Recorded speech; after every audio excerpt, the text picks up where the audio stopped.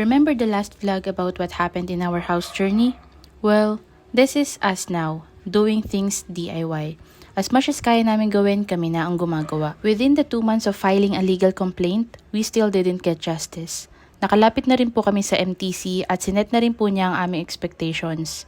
I won't go into detail kasi kung napapanood ito ng mag-asawang kontraktor na walang konsensya at hindi makatao, baka lalo pa silang matuwa at mas lumaki pa ang ulo. Shay and I decided to let it go. We're no longer in control of the situation, so we're letting God take over.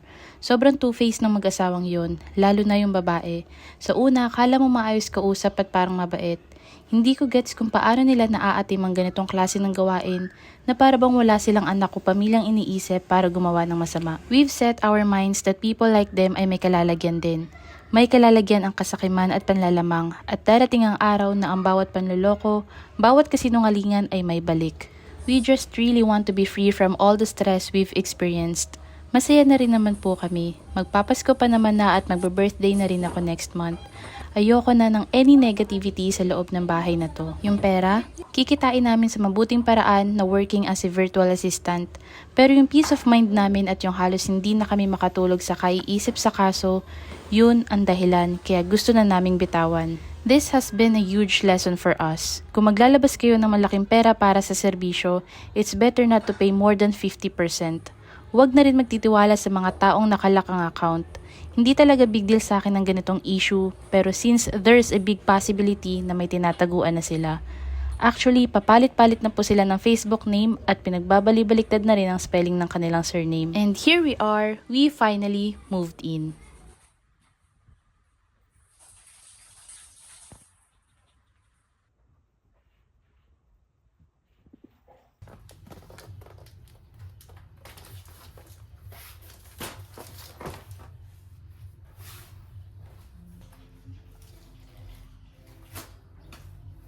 Hello guys! So, habang bumibili si Sheena ng pancit canton para sa aming chicha, dahil nagugutom na daw siya. This is from IKEA, and as far as I remember, this is around 700 plus. Nalagay kasi namin to sa ilalim ng working table namin, so gusto ko na siyang i-set up para makita kung gaano siya katangkad.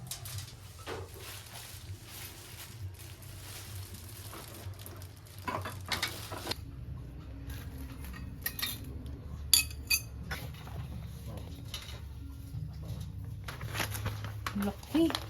Parang coloring ano na.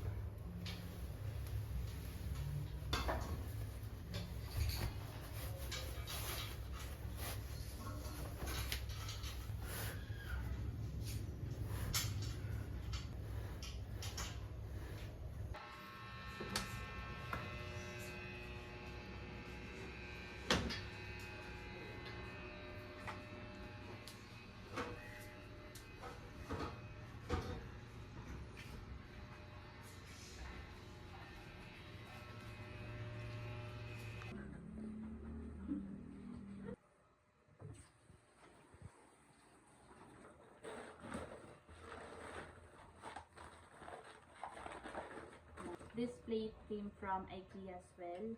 The name is Ombonad. So, meron ulit kami isang set ng Ombonad.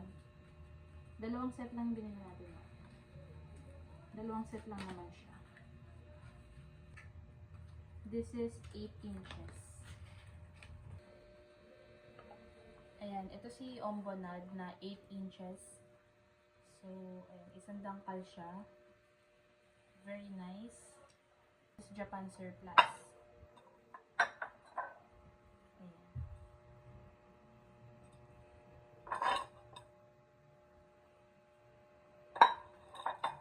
So, IKEA rin to.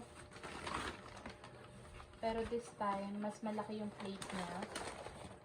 This is 10 inches.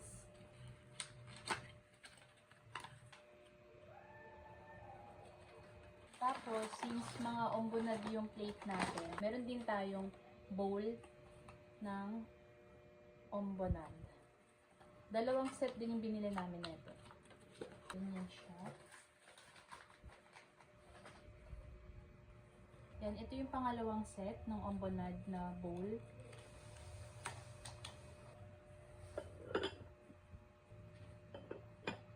Sa IKEA rin namin to binili. Ang mura kasi nito, para 100 pesos lang ata to.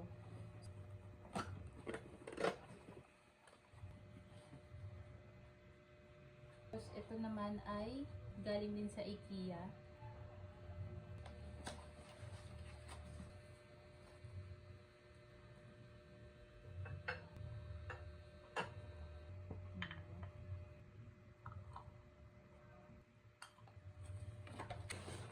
Anim pala to, no? Ilan ba yung binili natin? Dalawa lang. Super OA na mga OAT na yan.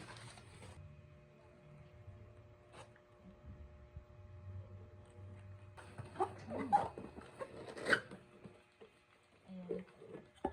Worth 59 pesos each. Diba? Super nice niya lang. And sakto lang yung laki niya.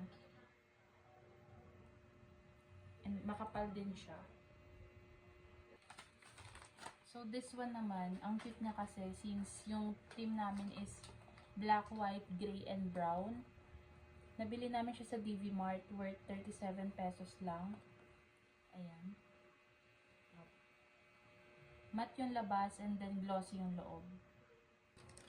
So ito nga pala yung pinamili namin sa Japan Surplus din. Doon sa Kuni Japan Surplus located in Indang, Cavite. So naka 50% off sila. Itong tatlong bowl na to, 3 for 100 siya, and since 50% off, 3 for 50 na lang.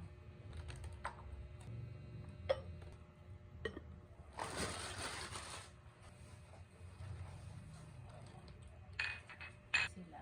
Dalawa lang din yung binili namin. Ito, katerno siya nung deep plate kanina. Ito, 60 pesos set. 2 peraso na siya. And since 50% off nga, 30 pesos na lang itong 2 peraso na. Ayan. Ayan. Since magkakapares sila, nito, bumili na rin kami nito. 25 pesos each lang siya.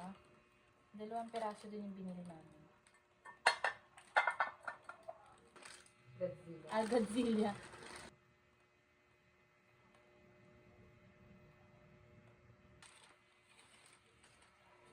Ayan, 2 piraso yung kinuha namin. Ayun, random lang din yung pagkuha namin dito since ang cute nila.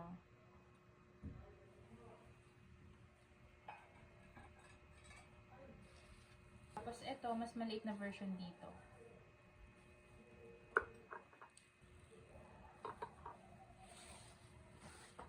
Ito naman shot glass. Tapos 10 pesos lang siya and since 50% off, 5 pesos na lang. Kasi magpapainom kami. Hindi. Dahil super solid niya and heavy din siya. Tapos 150 pesos, so 75 pesos na lang. Ayan, super heavy niya and solid. And ito, since pasok siya sa team namin na gray, kumuha din kami neto na 2 peraso.